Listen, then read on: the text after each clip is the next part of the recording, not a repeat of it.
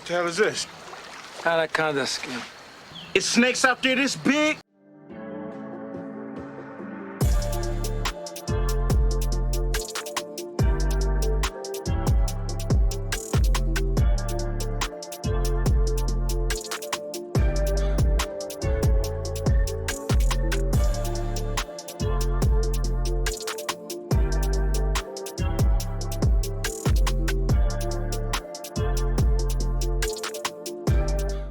Hi, I'm G-Lo. I am Snick. And we're the Ghouls The Next Ghouls Door. Next Door. The Snacks Next Door. Yeah. That's good. I'm really into character. We're talking about Anaconda today, and we're the Ghouls Next Door, the media literacy show from a horror lens, where we explore the real life situations that inspire our cinematic fears. And we are closing out 2 months of lots of fun learning about how animals could kill you and why you shouldn't be going outside. And we're closing with a really check in me. And we're closing it out with a super funny film that was a great time all around. And we're talking about Anaconda. Yeah, which I don't think I had seen before at this moment. It is from 1997, which is like feels forever ago. And it was funny. It was not scary. It was funny. I will say snakes, real life, scary. Mm-hmm. Absolutely. They win scary time. Not a fan. 0 out of 10 would not recommend. But unless they're like little guys, little snakes are cute. Yeah, but some of them could be really venomous. Okay, well, not those ones. Even though they're the prettiest because they're poisonous. Yeah. Yeah, you got the red touch yellow, good for fellow, red touch black. No, bad for fellow. Red touch black, good for dick. The one. I'm going to trust you that that's accurate. And because I'm not talking about that.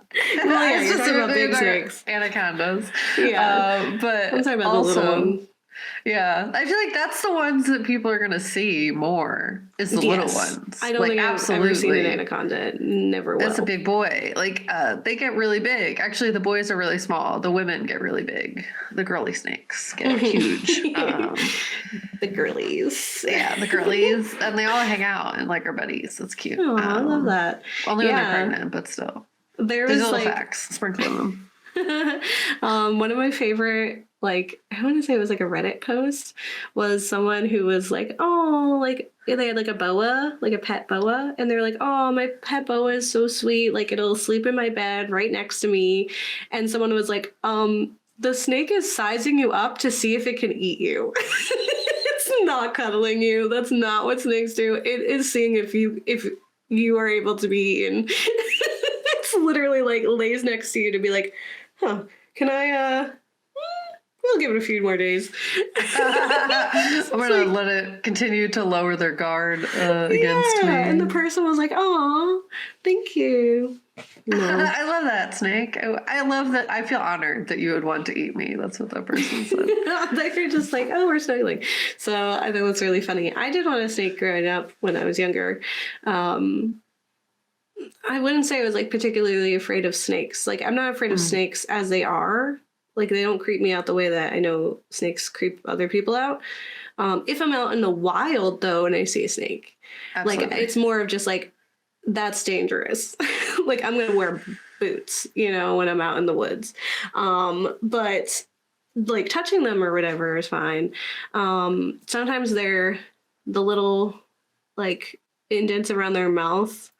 And there's some of their scale patterns will be a little trypophobia triggering.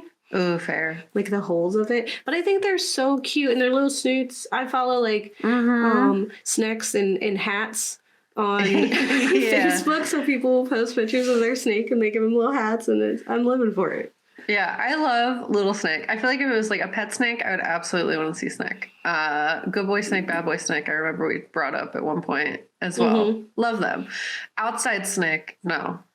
Absolutely not. I don't want to see outside snake. Similarly to Gabe, in that is danger. And also just like, I am very skittish I am properly named cat. I'm very skittish around sudden movements, and snakes are great at sudden movements. That's their favorite thing, where they're just like, oh, I was still and you didn't see me, and now suddenly I'm here and I'm slithering away, and that's terrifying. Yeah. So It's also scary because it's like, if one bites you, you have to, like, get it. Like, you have to get it, or at least get a picture of it, and it's like, it's gone. It Yeah, beat you like, what do because you it didn't mean? want you to be here and it left. So you have to, like, go and find it while you're also like, I hope I'm not gonna die. Of, like, And poison, I need this so yeah. I don't die. So yeah, there are like a lot of levels of scary, which this film is not. This film has 0 levels of scary. It's just and silly. 10 It's levels fun. of fun. Yeah. 10 levels of goofy goof time. Yeah. I will say personally, it gets massive points for the fact that I do not really ever get to see. It's not very often that we get to see Latinas as like the heroine of the story, the final girl kind of, and yeah, like she was the lead and she had power, and even if it is J-Lo, who's not the most amazing actress, she did a good job, she yeah. also wasn't like the first pick for this. I think choosing to feature her and feature Ice Cube was such a great decision on their part that elevated this film that could have been honestly just nothing. It could have been like, oh, you spent a lot of money making a lot of really interesting things for the time, but you know, did we need this kind of thing? But I'm thankful to that, because usually it's like, what, Michelle Rodriguez Yeah. or white people pretending to be. Yep, they love to do that in the 90s, especially 90s, early 2000s. Those are favorite. Yeah, Alien looking at you, 80s. So I think it's really, that part of it was really exciting. So it was fun to be like, oh, for this episode, like, I could just have my curls. Yeah. My curls, and Cat could be the creature. I'm a snick. Yeah, you're Snick. Amazing. I'm scary. If you aren't watching, please tune in, or at Just least to check see. out the album art to see the amazing work of Cat transforming into Snake. I was worried that my gator looked a little too snakish, so I was like, I can't do it again. That's fair. It was very good though. You killed that one. You've been killing all the costumes. We really Thanks, been you going all too. out We've been this doing it. version of time.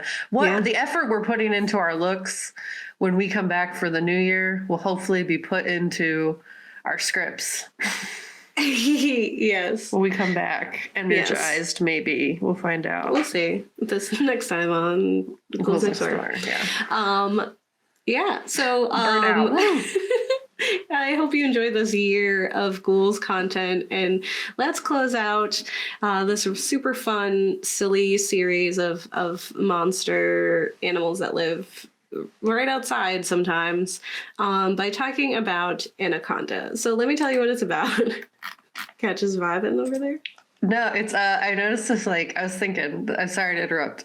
Is if I was a snake, I could stim all the time because they slither. They just move around. You know, they just go back and forth. So I was like, I'm just embodying snakeness.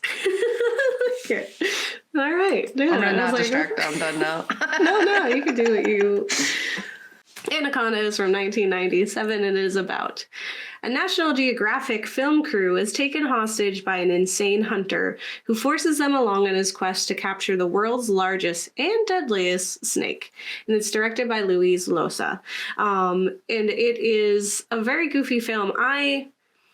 There are some like story things I wish were different. That's fair. And like the decision to incorporate this insane hunter threw me off completely. I was so much more transfixed with that than like, these people shouldn't be here anyway. Yeah. And I was like, that would have been story enough. And so it's super weird. But the film is essentially that. We have this National Geographic team comprised of this white man who often finds himself creeping on indigenous people all over the world, but presumably he really likes South America. And he loves finding them, sneaking up on them, and just recording them to put them on TV. Yep. Because they know what consent is. They know what that is. And hero. Yeah. And then you have, so he is like the not historian, like I guess the My degree. Anthropology. I literally have a degree in it. Anthropology. He's an anthropologist, and he studies people, and he knows where they are, and that part is helpful for like how the shows go. Jennifer Lopez, Jenny from the Block, is the director, which is also fun. There's some Latina directors in here, and she is still very much her. She definitely is Jenny from the Block in this film. She's not pretending to be anyone else. She's definitely from New York. Yeah. And she has a cameraman who's Ice Cube, who's also probably from New York. And it seems like they're friends. Like they go back pretty far. And I will say, I really appreciate how throughout the film she fights really hard to keep him alive. And he fights really hard to keep her alive. Like they genuinely felt like friends. And then they have their sound team, which is what is his name? Owen Wilson. Owen Wilson, thank you. Wow. I forgot his name. Owen Wilson. And then there's Denise, who I don't know that actress, but they're the sound team. So they were a sloppy sound team. They weren't really doing sound, which is funny because it's like the people who are making films know how to make films. So you think they would write how to make a film better? You would think, yeah. I mean, it was felt like the vibe was that like it was like volunteer. Like I don't even like the level of commitment that some of the like specifically Owen Wilson and the sound team, like their whole thing was like, yeah, we're just gonna like go be silly and have sex in the wilderness, even though there's threat of like tons of things that could harm us here. You can't convince me that National Geographic film teams aren't like that, though. That's fair. I don't know. Just disrespectful to the environment. Not so much disrespectful. I think like you get really close to people that you're filming with. Okay, and I see especially that. That's less where I was concerned. Because we're in the nature, dude. Yes. But I mean, like sneaking off to have sex in the woods, whatever. Like, you know, I thought it was interesting because it's such a small team. Because then they have a host, and the host is actually pretty well lived of a person too. Like he has accumulated a good number of skills that like you wouldn't expect, and he's awful, and then he's like interesting at times. But it's this very small team, which would be. I have never worked on a National Geographic or a nature documentary of any kind. I've never traveled to South America. I've never done those things. But I imagine when you're working on a production where you're for lack of a better word, infiltrating these intimate communities, these isolated communities, you probably need a small team to do that. And so I imagine this would be kind of close to real. Again, I don't know. So if you work for National Geographic or nature documentary companies and you've been out there on the Congo and stuff, let me know. The Congo, but you know, on the places, on the rivers, places where there's animals and people that you don't see often. Right. And so the story sets out where it's like, okay, we found them. We know where this elusive indigenous tribe is. And it's like a notorious tribe that is known for not wanting to be seen. No one's ever seen them. So they're like, let's go see them. Yeah, it is. Let's go do the one thing that like clearly they don't like it. We should go see them. So, and they're like super excited about it. It's like, this is the, I don't know. I wanted more of that. I wanted more about like, they've been on missions together. What have they captured before? Why her? Why this guy? Why this guy? And then they have like their local guide, which Mateo, who is like their he steers the ship that they take down the river. And because again, I've never really been on these things, so I was just like, how fun? Like, where do the rivers go? Why is it so hard to find them? Can't you just go down? Yeah, just go down the Eventually one. you run into him. I don't understand. Yeah, I don't know either. But there's like bends you have to take and forks in the stream. I don't know. But it starts out really exciting where it's like they're gonna go and they're gonna find these people, and I was like, okay, cool, this is gonna be a great film about how we shouldn't be doing that. Yeah. Like these people are gonna go somewhere that they shouldn't. Yeah, and then get snack. They're gonna get snacked because like the indigenous people that they're talking about worship or like have an appreciation and an understanding and wonderment associated with the anaconda. Yeah. Which we see at the beginning. They give us a little little description where it's just like some tribes worship them as gods, and they're really big. They're very, very big and deadly. And it was like, okay, you could have said that in the scenes, and you did. So I didn't need this. Yeah. I didn't need this little slide.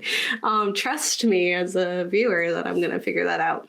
But so I was like, I think that would be really interesting to see these people coming in and being in a place they shouldn't be, and not like I wanted the message to be not to do that or to do it differently.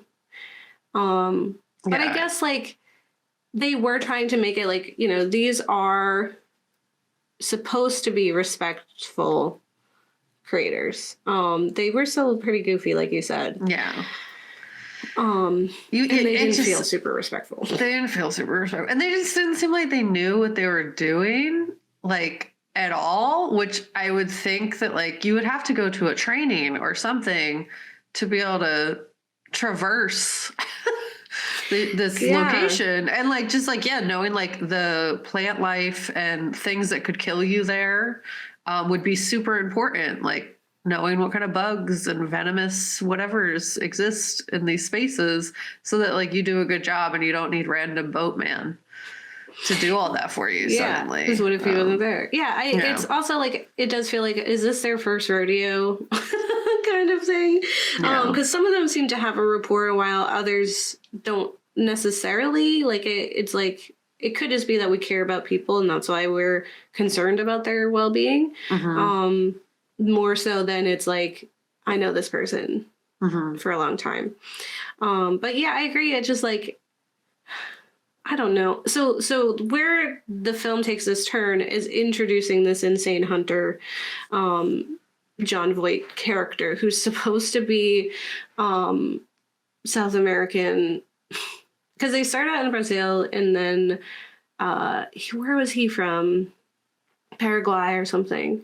And so it's just this white man with an accent the whole time. His accent's not terrible, but it was weird because you know. Yeah. And I was like, what's going on? But he's introduced, like, so he's this guy who's on a boat, and it seems like something went wrong. He ran out of fuel or something. And so they're like, okay, come on board. Reasonable. You want to help someone. Yeah. If someone's stuck in the wilderness. I don't go outside enough to have I would, yes, you would help them. I think that's what you should do, but then every time a movie happens, it's like, why would you do that? Yeah.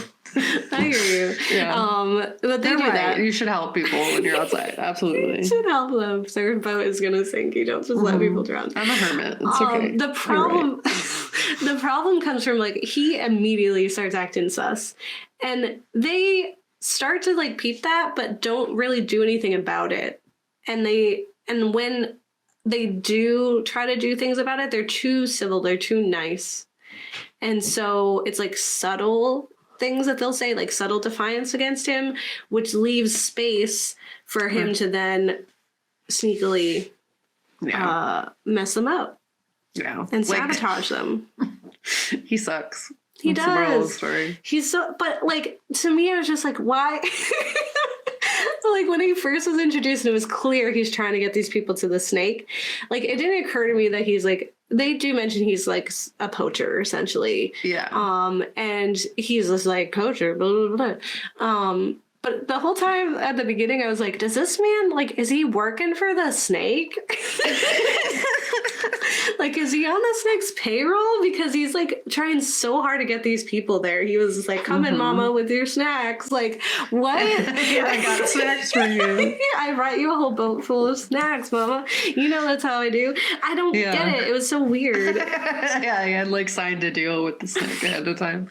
Because, like, he didn't need all those people. Like, I don't know. Because it feels like couldn't he just go con. on boat? Yeah, like, he had his own boat. Like, why he have to sabotage his boat to get on this boat specifically? Yeah. To get to the snacks. And clearly he's been in there. He's been in and out. He's associated with different people. He's associated with Mateo, the captain, though they don't say that. They give each other a look. Yeah, they always look sus towards each other the whole time. I'm like, come on. And like, yeah, everyone's just like too slow and too trusting. And again, as they start to untrust, that's when like things get weird. But as they venture in, things happen. Their anthropologist suffers a questionable accident. So he's out. He's out for the count. He's not dead, but they're like, we need to get him to a hospital. And like, how much gas they have, and how long it takes, and how much gas gets them to where, and how many days changes a lot throughout. Yeah. Like, because it's like, we only have this much gas that'll get us to this area by this time. And then the next time, like when we lose that gas, it's like, now we only have this much gas, so we can only do this. We have one option left. But then they're doing a lot for a long time. Yeah. Well, they're counting on us not doing the math. It was like, you had to have run out by now. It's silly. And they keep being like, I'm looking for gas. And then... Yeah. I wish they just let the snake be the bad guy, because I feel like this man just distracts so much from the snake that you're like, is this called Anaconda, or is it called this guy we found in the water? You know? Yeah. I will also say...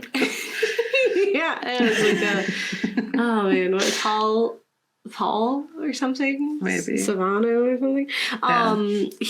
Yeah. I think the whole gas, like, we don't have enough gas thing, really didn't have enough weight in the situation for them to have to go so hard about the fact that they lost a lot of their gas. Because like, it was like, you could have just told us, we only have this much reserved to get to this location, so now we're going to use it. But then they like showed us a bunch of gas, and then they were like, okay, dumped it in the water too, which they showed us when it was dumping, so we didn't know before it was being dumped that was even there. So like, the sense of danger was already there, so it was like a weird choice. Like they were trying, I feel like they were trying to fight against people who were going to be like, wait a minute, but nobody was doing that.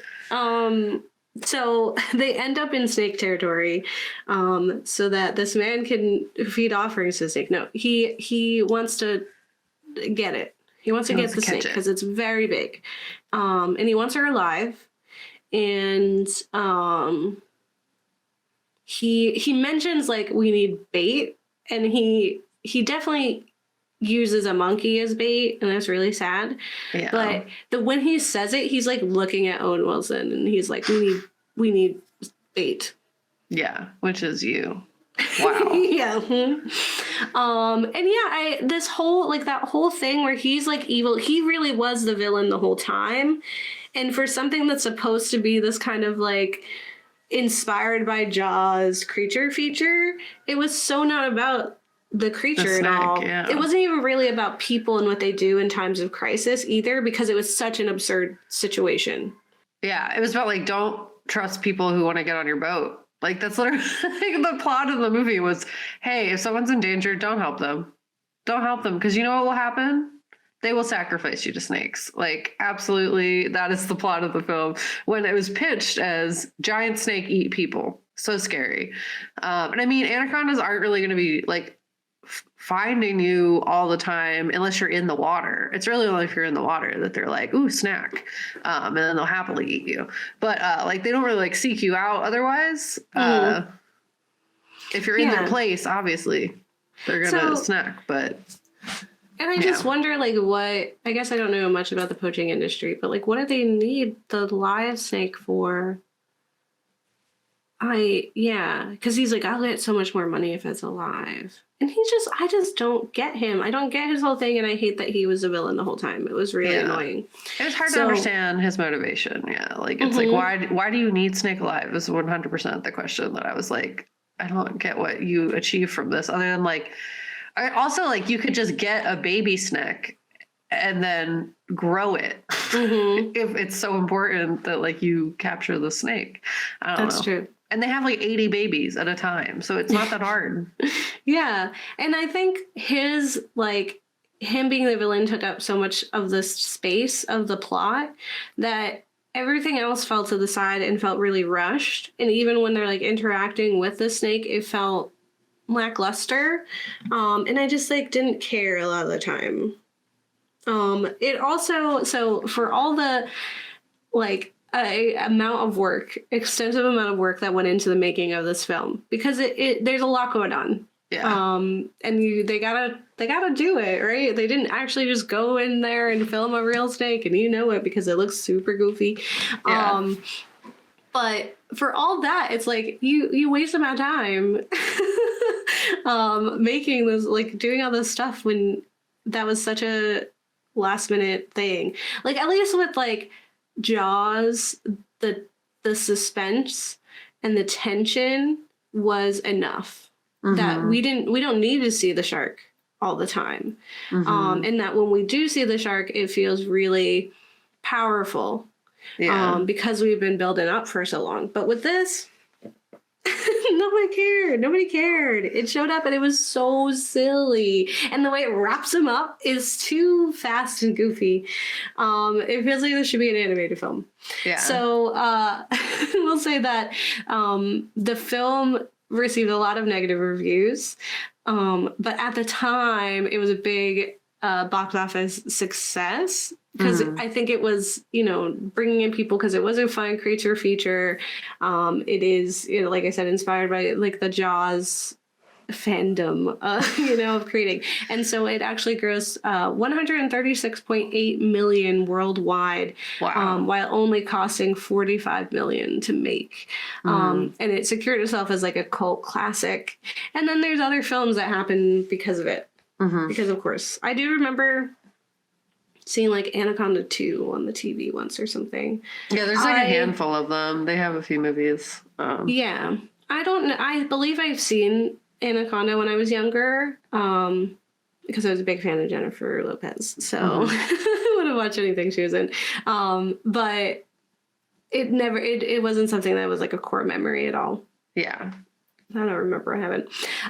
But some things to note about the making of Anaconda, just because the plot really is not as important.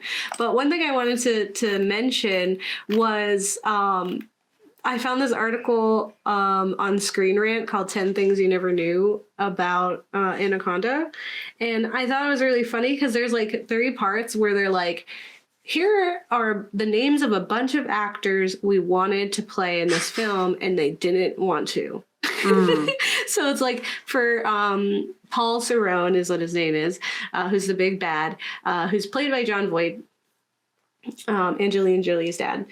He got the part, and he's fine. I think he was sufficiently a weirdo. He was such a creep. Yeah, he's definitely scary. He's super scary and gross, and he played it well.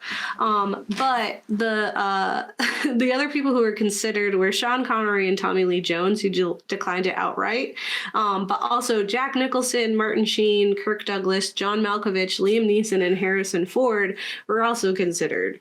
And just were like, no, we didn't get it. Then for Terry Flores, who is played by Jennifer Lopez, was considered, the role was considered for Jennifer Aniston, Kate Beckinsale, Nicole Kidman, Sandra Bullock, Kim Basinger, Gillian Anderson, and Juliana Margulies, and they all declined. I will say that Gillian Anderson, after declining the role of Terry, did audition for Denise the other woman in the film.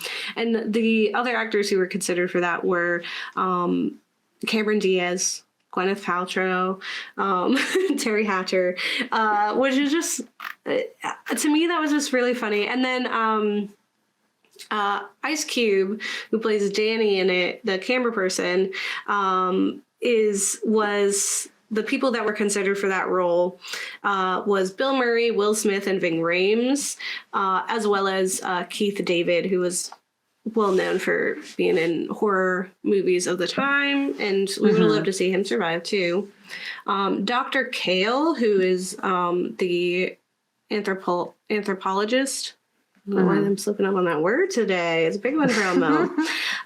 People who were considered for that was Billy Crystal, Michael J. Fox, Ben Stiller, Ray Romano, Dennis Quaid, and Dave Foley. But back to so in that same article, 10 Things You Never Knew about Anaconda, they talk about the animatronics and the CG of the film, which is super silly. But I will say the animatronics was kind of cool to look at, and the contraptions they had to make, and also like the boats that they had to work with to make this film. It's just like, it makes me sad because it is super silly looking. Like, I don't know what they actually look like, so I'll have to look up a picture of actual Anaconda. I will say it's not so far off. Yeah.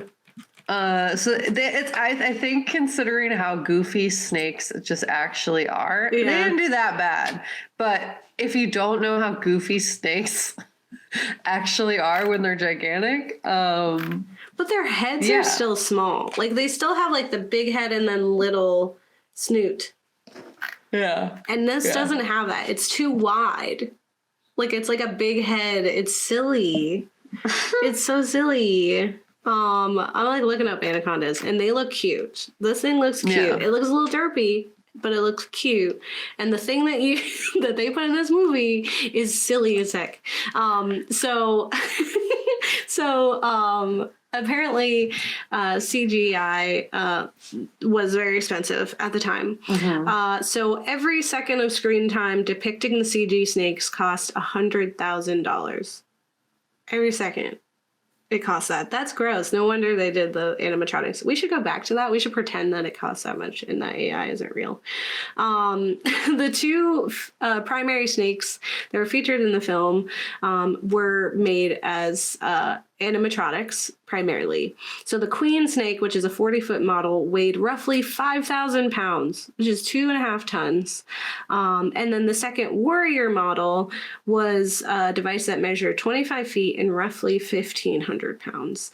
So about half, or less than half of that big one. And I saw this like video that was like behind the scenes, and you see it like moving, and I was like, that's pretty cool. That's pretty cool. Some things about like just filming and tech things. They did a lot of ADR, which is like when it's kind of like dubbing, right? So you're recording audio that's not happening in the scene.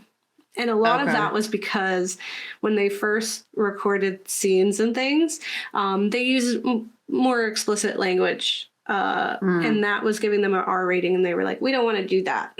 So they dubbed people with ADR, and it's funny because it does not match. And they said Ice Cube has a lot of dubbed up things where it's just like freaking and other things. And I think that's really funny. There was also the boats that they used to create the film was also kind of wonky. So they had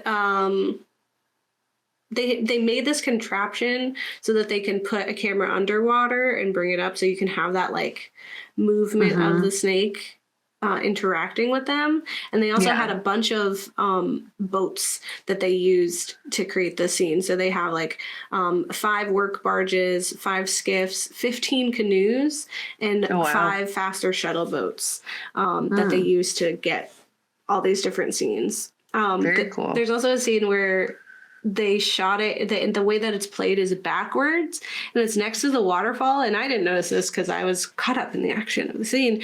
But if you were looking, the water is going up. Because it's clearly going backwards. Funny. Yeah. And I think that's, yeah. So things like that are always really fascinating to me.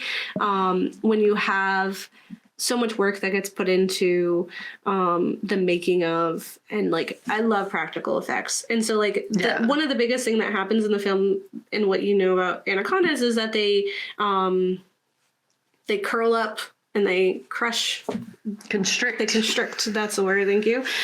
Their prey. And so they would do this really super goofy thing where it would like wrap them up, but it would wrap really, really fast. And the people would be like, woo! And I'm like, oh, and it's so clearly fake and silly. And then the snake would show up and just be like, Gotcha. I'm going to eat you, but not really. I don't want to really eat you. Because I'm a robot. But maybe snakes do love to just play around with their food. So that could be true. They do be murdering them like that, like quickly, if you will. They do murder quickly or not? They do, yeah. Do they play with them? It really depends on how you react. If you're panicking, like everyone in this movie was, yes. Well, okay. What are the options? Because I'm getting wrapped up by a gigantic snake. First of all, I'm wondering how I got here in life. I'm playing how back are you near the snakes? a lot of sequences of events that led me to this moment in time very quickly, but then I'm immediately panicking. Like that's flail, freak out. Yeah, absolutely. For sure. That snake's gonna know I don't like this. Yeah.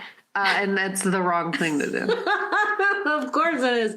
I get like these animals, like you really have to just like impenetrable. You used to be the calmest person that ever was. Unless it's wolves, then you have to be really upset. Mm-hmm. Well, it's like I feel like you really have to trust like the animal interactions. Like you have to become the animal. Like you have to understand that like they don't like you have to put yourself to be one with the snake. To be one with the snake. You become a snake. No, like because you can't operate the same way we operate with people. Like we try to de-escalate a people. It's a different process, right? There are words. They're like a process that you have to do, and you learn that so that you can avoid disastrous situations or uncomfortable situations. But animals, you have to learn an entire new language and like conversation that has to occur. And you have to trust that this animal knows that. Yeah. Like you have to convince the animal that you are an animal. And we are, but we're not, you know? Yeah. You have to convince it like it doesn't want none. Yeah, we're bougie animals, and we have to show them we're not. We taste gross. Don't eat us. This is honestly... I am filled with chemicals and recessive genes, so you don't want this, actually. Yes. You have to convince them that you are, in fact, Jenny from the block. Like, I'm still Jenny from the block. Yeah, I'm going to fight you. Now I got a lot, but I'm still Jenny from the block. And that's what you have to do, but as an animal. Like, I walk on two legs.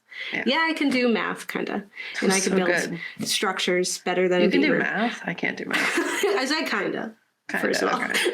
And then, but you got to be like, but I could still throw hands, okay? I could still survive. I got hands and feet to kick and punch. I got opposable thumbs, buddy. Evolution and take that off of me. How about that? Snack. Huh? Yeah. How about these canines? Yeah. Why don't you tell me about snakes? Yeah, you got it, anaconda. friend. So I learned some stuff about anacondas. I watched like a whole documentary about it. It's called The Silent Killer Anacondas. It was very silly. It's fun. It's fun. It made me know that like snakes are not so far away, depending on where you live. So if you live like where water is all the time, snakes could be there. Specifically like warm water. Or like if you use like agriculture in that way, or have like water like throughout your towns.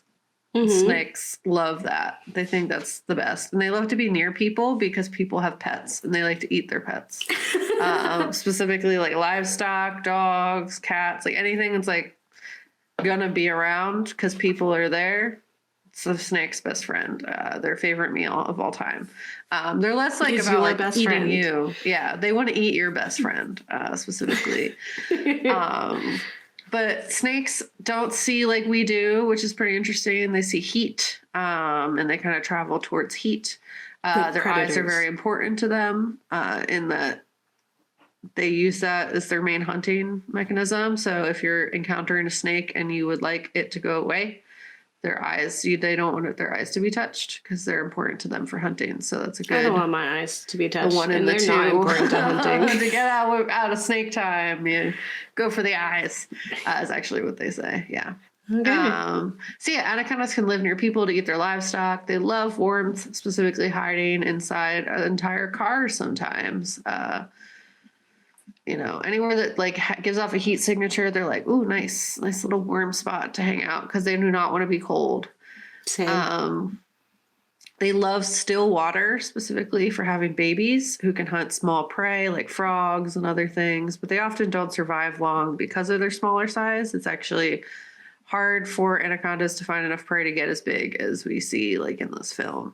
They do get pretty big, but growing that big is also sometimes bad for them because if they get too big, their lungs will collapse upon themselves. If they're on land, if they're in water, they're totally fine. They're chilling. They're living their best life. But if there's like a dry season and they're not in like a swamp or something, if they get too big, that can literally kill them. It's just like the megalodon. Yeah, they just can't be on land. Too big to succeed. Because of gravity, the crushing weight of gravity that you feel if you ever step outside of water. Like if you go for a long swim and you're like, wow, gravity's back. I hate this. I wish I could just be back in water. That's what snakes feel too. We're like, wow, how did I was so light in the water. How am I so heavy outside the water? That's all snakes as well. So there's a bunch of different kinds of anacondas, specifically 4 kinds. It's not a bunch, but like enough, a handful, There's green. There are yellow anacondas. Let me make sure I get the right ones. Dark spotted anacondas. There's like from different places too. So the yellow anaconda is also Paraguayan anaconda. We have the dorsal anaconda and Anectis genus, which is the Bolivian anaconda. I don't know if I said That one those sounds right, rad. Yeah, there's 4 different kinds. They all get pretty big. Green anacondas is the ones that we see in this film. They're the one most commonly known by people. Green anacondas can grow more than 9 feet, weigh more than 550 pounds, and measure more than 12 inches in diameter. Females are significantly larger than males, and like live longer. I think that's why they get bigger. So other anaconda species, all from South America, and are smaller than the green anaconda. The green anaconda is the big one. And then yellow, dark spotted, and Bolivian varieties are smaller generally. On land and water, they can live in swamps, marshes, and slow-moving streams, mainly in the tropical rainforests of the Amazon or the Orinoco basins. They are cumbersome on land. They do not like to be there, but they're stealthy and sleek in water. They struggle on land. Their eyes and nasal openings are on the top of their heads, allowing them to lay and wait for prey while remaining nearly completely submerged in the water. And I got this information from National Geographic, just so nice. And that's knows. who was out there making the film. Yep. Diet and hunting, they are monumental size, so they can eat wild pigs, deer, birds, turtles, capybaras, caimans, and even jaguars. Anacondas are non-venomous. It did eat that jaguar at the beginning of the film. It did, yeah. Non-venomous constrictors, coiling their muscular bodies around captured prey and squeezing, giving them a big old hug until the animal asphyxiates and their jaws attached by a stretchy ligament that allow them to swallow their prey whole, no matter the size. They can just go. Just like unhitch their jaw. And just like, yeah. Their mouths are so scary looking. When I first did my makeup, I literally like did it here so that I could just have this whole thing be my mouth, but then I couldn't figure out how to like do the inside of their mouth. So Yeah, no matter the size, they can go weeks or months without food after a big meal. For reproduction, female anacondas retain their eggs and give birth to 2 or 3 dozens of live young. Baby snakes are about 2 feet long, and when they're born, they're almost immediately able to swim and hunt. Wait, Their live young, lifespan- not eggs? So anacondas are cool in that they have eggs, but they keep them inside and they hatch inside, so they give birth to them. So it's like both. That's crazy. Yeah, because they don't want their eggs to get eaten by Yeah. predators. They just keep them. That's insane. I guess like people, we keep our Yeah. eggs inside. Yeah, it's the same We thing. keep our eggs Because inside they're till like, it's wow, ready. people really love to eat. Like, they took the lesson from turtles, the devastation that is turtles. And in they that became their good babies parents just instead. get annihilated by like local animals that just eat the heck out of them, and it's devastating because they're so stinking cute, and then they all get murdered, and it makes me so sad. Snakes were like, absolutely not. No, I'm gonna protect my babies. Bad parents over there, turtles, bad parents. Call somebody. It's a problem. The snakes are here to keep the babies with them the whole time. And my favorite fun fact is that, okay, so the men snakes will like really try to like, they wrestle each other to gain access to being the best snake boy in town to get access to like mating. And then after mating, a lot of the times the female snake will just eat them afterwards because they're like, you know what? They're vulnerable. And also, I'm going to use this to feed my babies because they don't eat their entire pregnancy. So after mating, they'll just eat the boy snake and then just live off of that until the babies hatch. Little sacrifice. He sacrificed. Yeah, that's why they get so big. That's what I'm saying. So he tried. So they fight so they could go And death die. by snoo or whatever. Yeah, and get cannibalized. And apparently, anacondas love to cannibalize each other. It's a big thing. They're all about eating each other. They're all about eating other snakes, snake relatives. There's no, they don't give Why a are they crap. so savage? Yeah, That's they're just like, you know insane. what? You're here. I'm I want a hungry. snack. Yeah, hungies. Yeah. Snack. And the babies, though, they will not eat the babies until like they're adult snakes, essentially. Like they really will like To know leave they them have some alone. rules. And like female snakes will like when they're pregnant, they'll like go hang out with each other. Like they're usually very like anti hanging out with each other unless there's like every once in a while you'll see like a group of anacondas, female anacondas that are like just chilling in the sun, like having a party. And they don't really know why. Like they think it's like a weird science thing. Like, why are you doing this? Why are you all hanging out? Because like generally you don't do that. And they don't eat each other. They just kind of like bask in the sun and like have like their moment. And they say it could be because like if more than one is pregnant, then they're like protecting each other. That's cute. But yeah, so it's a little thing. Solidarity. They like hang out. They have a little party and hang out in the sun. That's cute. Mom's Isn't club. it? Yeah, it's very cute. But so there's a bunch of different kinds of anacondas, but all four share similar traits. This is from A to Z animals. Essentially, they all share the following traits. They're semi-aquatic in lifestyle, extremely skilled swimmers. They primarily live in wetlands and swamps through South America's hottest and most humid regions. And their name in ancient Greek loosely translates to good swimmers. So like anacondas specifically. They do not have venom, not like boas. Anacondas are non-venomous. Boa constrictors are. They bite with venom and constrict to murder. It's excessive. Anacondas just do big squeeze. They just squeeze you and you're like, ah. Yeah. They have very Crunch. long, bulky bodies. Anacondas are among the largest and longest snakes in the world. That's why they made a movie about it, because it's like they look scary, genuinely. The green anaconda, in particular, is the world's largest and heaviest snake and can reach over 15 feet. Their strong muscles, they use them to constrict and suffocate their enemies. They have flexible jaws. They're most likely to have elongated skulls and bones in their skulls that allow them to like open their jaws and eat people. Well, yes, Eat- but like, you know, eat eat things. animal people. Yeah. And they love to be in swamps, specifically low-lying swamps throughout South America, including areas of Brazil, Colombia, Venezuela, and Argentina. And yeah, they're just kind of like hanging out They will eat each other. They will eat their friends. They have no qualms. There was no WikiHow for anacondas. So I had to do different research. And I don't even know if this one was better. I watched this, like, it was an interesting YouTube video, but, like, also, like, it made me sad because they had this moment in there. So it's called How to Survive. It's a show. They do, like, how to survive different animals. And it's on YouTube. And essentially in this video, there was this man, and I don't recommend watching it because it upset me, because I was like, why would you hurt the snake? It's just living its life.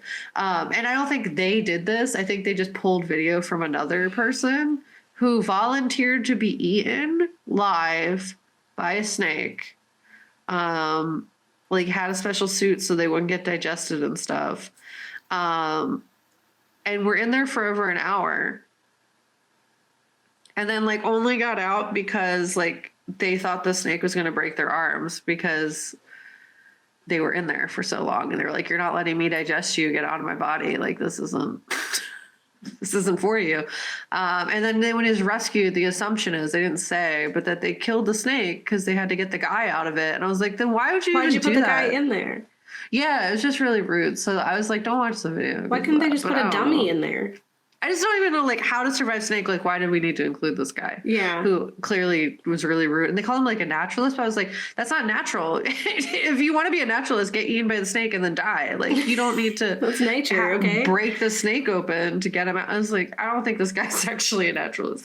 I don't know what they actually do. So either way, I watched this video called How to Survive Snakes. And it was informative, other than that moment that I didn't like.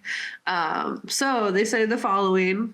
They say that you should watch the snake's face and see what it's doing with its tongue, specifically. Okay.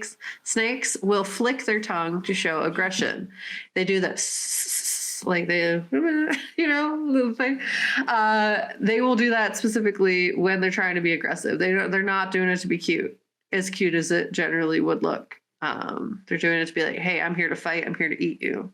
So you got to look and pay attention if the snake's doing that with their tongue.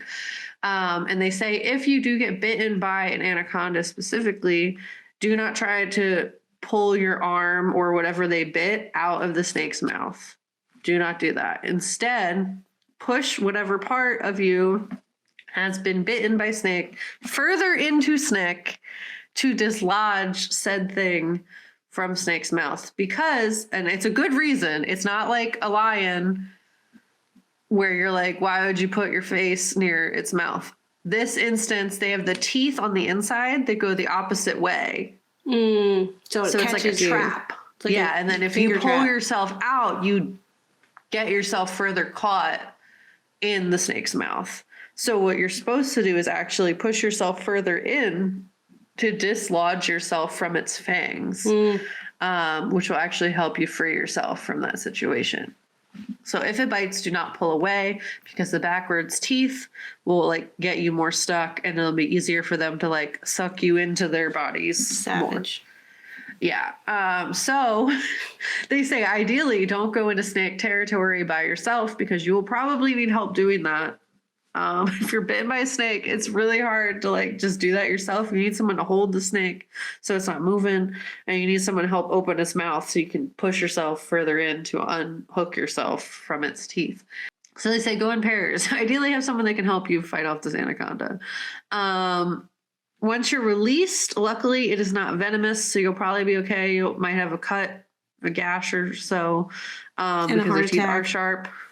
Yeah, reasonably. So if you're in anaconda territory, they basically say, which is like, what their advice is hard because it's really hot where all the anacondas live. It's like South America. So if you're in anaconda territory, they do say to wear preventative gear. So, like, tough things, like you need to wear sleeves and strong boots and strong pants and all that other stuff, because otherwise they could bite you and that would hurt. Yeah. I was feeling that, like, when they were venturing out into the woods or the jungle, I was like, they're wearing, like, shorts and tank tops, and I understand that it's hot, but it's like, anything in there you can accidentally brush upon and now you're paralyzed. Yeah, no, absolutely. Like, there's so much venomous stuff down there. It's, like, really silly. They just have, like, their whole bodies out.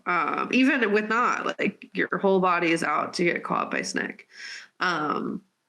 other than that, they say if you have unfortunately been in the situation where you are constricted by the snake has gotten you. It has done that funny twist and like you are wrapped up. They say the most important thing in general is to not breathe, hold your breath, because every time you exhale, the snake will feel it and squeeze tighter. It's trying to suffocate you.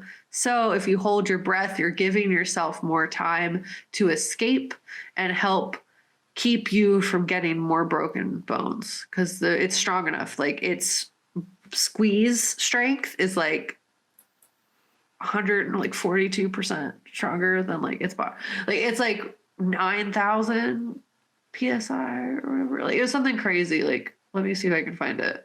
But like it can squeeze you a bunch really hard, like way harder than it even makes sense mathematically. They have really strong squeezing abilities. Like it's not a hug you want to be a part of. So they say do not breathe, hold your breath, because that gives you more time for someone to help you, as well as like keeps it from continuing to constrict and break your bones and thus hurt you more and suffocate you more. So yeah, it just like prolongs the amount of time you have to be rescued. And prolongs the amount of time that you can get out. If you hold your breath, it will not constrict further, because that's the signal, is it wants you to breathe out so it can crush you. They also just say like don't go in water where you know anacondas are. Like if you're on a boat, do not go in the water. That's the worst thing you could do. Mm-hmm. They're really good swimmers. They are slow on land. So if you want to survive, don't go in the water. They also say that you can bite the snake back. Their tails are very sensitive. Specifically, if you bite its tail, there's a very sensitive, like in terms of its pain tolerance. Mm-hmm. It might let go of whatever it has if you bite its tail. And they also say to hit its eyes. They use their eyes to hunt. It is very bad for their eyes to get injured because they don't have like other than like touch, they don't have other sensors to help them hunt. So if you go near their eyes, they actually are likely to retreat because they don't care about them and they don't want them to get hurt. So it's more likely that they'll release their prey. It is rude if you did try to like permanently hurt their eyes. I know you're trying to escape a snake. Don't do that though. That's like their main way of hunting. And it's rude. Just don't do that. Like you're in their space. You don't need to murder them because they were just doing what they're doing and you're invading their space. But yeah, so that's like the biggest thing to get out of snake time is don't go in water, hold your breath, and remember that their teeth are face the opposite way on the inside. So if you're stuck, push inward and then pull out, hoping that like you'll initiate their lack of gag reflex, but like you'll initiate them to open their mouth more because they think you're going in, and then you'll be able to get yourself and pull yourself out. Yeah, those are my snake facts. Thank you. You will likely survive as long as you do those things. And you have someone there. If you're by yourself, it's very unlikely you're going to get out of snake time. You got to bring a friend to help you out of that situation. Yeah. Hey, I'm going to go get eaten by the snake if you want to help me out really quick.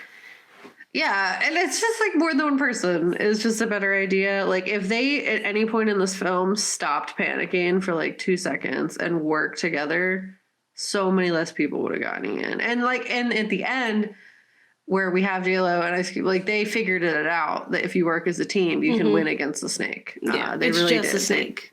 Ultimately, you know? Yeah. Like the guy was definitely the worst part of it. And they were like, oh, okay. Yeah. You got it. Yeah. Absolutely. Yeah. And it is common that they'll catch people and then use that to feed their babies at first, like if there's enough babies. That's cool. I learned so much about snakes. Yeah. They're cute little friends as long as you don't go like swimming. Respect nature, dude. I think that's the thesis of this entire series is that nature be nature, and you gotta just respect it. We're here too, and you're in their space, and be nice. Yeah, like don't go up in their space and be mad when they try to eat you. Like that's the whole thing. That's what existence is in the world. Yeah. So if you have ever survived a snake attack or any type of animal attack, even Or if you animals. have cute little snake friends that you have at your house. If you have cute snake friends that you have at your house and you want to send us pictures of them, you can at theghouls@gmail.com. And let us know how you feel about snakes, how you feel about the movie Anaconda. Did you enjoy it? Is it fun? Are you one of the diehard cult fans of this film? Yeah, and I think it's kind of up there too, because like you were saying before we were recording, Kat, that the fact that Ice Cube lives is a big deal. That's a big deal at the time. Like that. In the 90s, like Deep they Blue were Sea really and- horrible about that. Yeah. LL Cool J, and then you have there's a few. Yeah. and we keep those safe. Yeah, it was an interesting film. It is super goofy, and I think that made it fun. I just like really couldn't stand that guy, and Yeah. he made it not a fun time. He sucked. But I hope you enjoyed your year with the Ghouls. We look forward to a new year, new us, or year. same us, but New snake skin. rejuvenate. Yeah, we're We'll gonna just be out here. shed the skin of 2023 and God. have a nice new soft and shiny Garbage year. Yeah. skin hopefully it's for 2024. nice. Here's hoping, man. It better be. Like suck burn that out. and like put that back into the universe. And Yeah. Just like everything, just pee better everywhere. Hopefully. Yeah, so thank you so much. I hope you enjoyed parts of 2023. We can ignore some of the other parts. Enjoy your holidays. And we'll see you in 2024 when we talk about something new. So don't get married. Delete your kids. Or to make kids, you'll get eaten to sustain the babies. Yeah. And that's a sacrifice. And I think you should make it. Okay, bye. Bye.